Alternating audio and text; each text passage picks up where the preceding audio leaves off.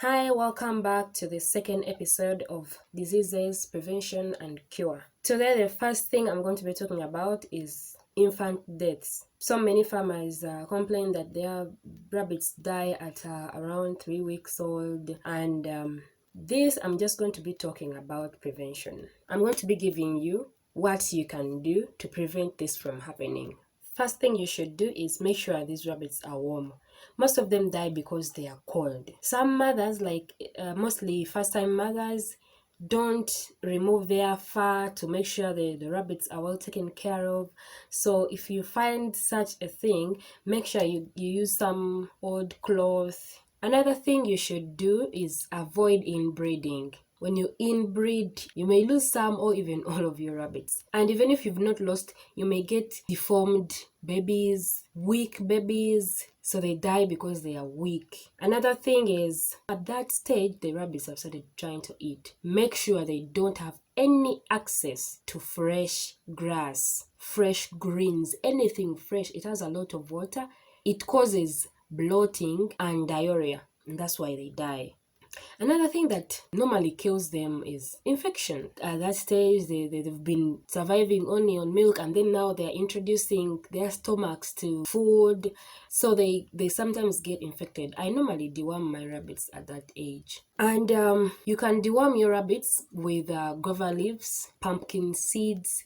I was told you can use omululuza. You also use lamb's quarters. Lamb's quarters is omwetango. I've been trying this out, and the older rabbits don't tend to like it as much, so use this while they are babies. Wilt it a little bit and then give to your rabbits. The next thing I'm talking about is diarrhea. If you see your rabbits' behind is dirty, just know there is diarrhea happening. Or you see the droppings clinging to the fur, that is still diarrhea because they are softish and they cling to the fur.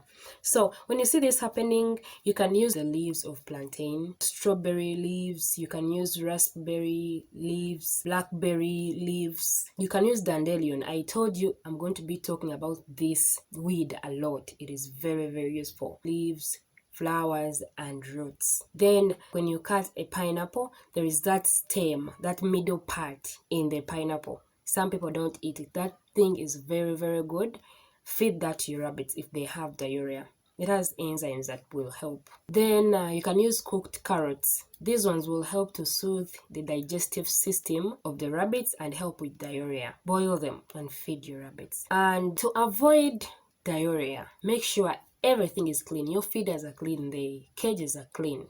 You won't have this problem. Another thing, avoid feeding your rabbits fresh weeds. Wilt them a bit to reduce on the water. If the water content is too much, it may cause problems for them. Another thing is, if you see diarrhea, immediately change the diet of your rabbits. Remove pellets and grains and just feed hay. Okay, just feed dry grass. And weeds, those weeds I've told you, the medicine that I've given you, until you see that the droppings have hardened again, then you can reintroduce pellets and grains slowly. Another disease is sour hocks. Some people call it a bigenge. If you see this, mix some little water in baking soda and make like a paste.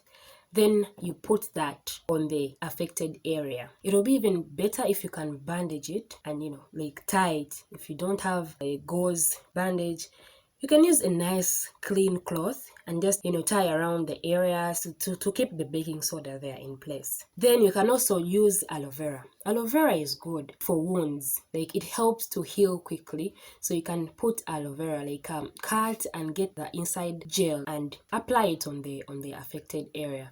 Then you can use plantain leaves, just feed your rabbits with it, and strawberry leaves. And the very first thing to do to avoid this problem is hygiene. If you have a very dirty environment, trust me, you're going to face this problem. So make sure the place is very, very clean. And another thing is, make sure the place is dry. If you have a floor, make sure your floor is always dry, because this damp, wet environment is what breeds this problem. And I would advise you to have a wire mesh floor. You will not have this issue. That's it for today. Thanks for watching. Don't forget to subscribe as usual, like the video, share the video, and comment. You may have other things that work for you. You tell me about them so that people can also know them. And be ready for the next episode of Diseases, Prevention, and Cure. Stay blessed.